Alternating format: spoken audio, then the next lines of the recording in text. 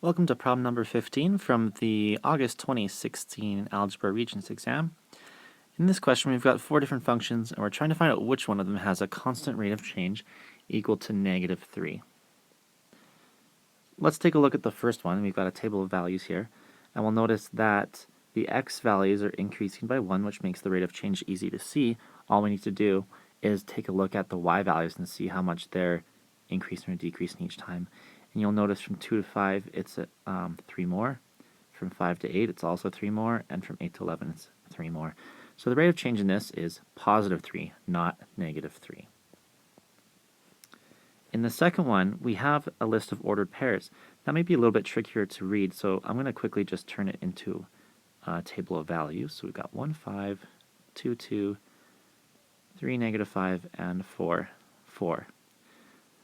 Just like the last potential solution, let's look at our y values and see how they change. From 5 to 2 is 3 less. From 2 to -5 is 7 less. And then from -5 to 4 is actually an increase of 9. You can see clearly there's no pattern here. So this is not even a linear relation. It's not following a pattern. So the rate of change is clearly not equal to -3. Okay, number 3. Because this is in a graph format, we can look at the rate of change as the slope.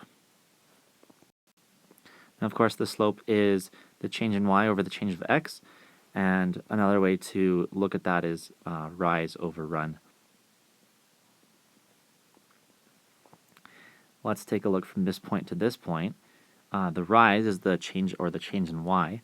It decreases twice, so it'd be -2. And then the run is that it moves to the right once. That's the change in x. -2 over 1 is simply just -2, not -3, so that is also incorrect. Which leaves option number 4, and I'm just going to write that over here on the side. 2y equals -6x plus 10.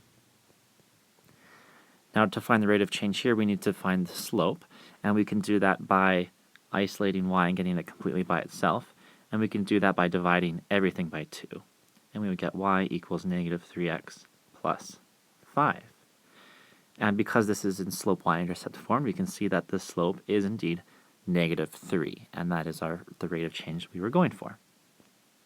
So option number 4 is the correct answer. All right, that's it for the video. Thanks for visiting JD's Regents Preparation.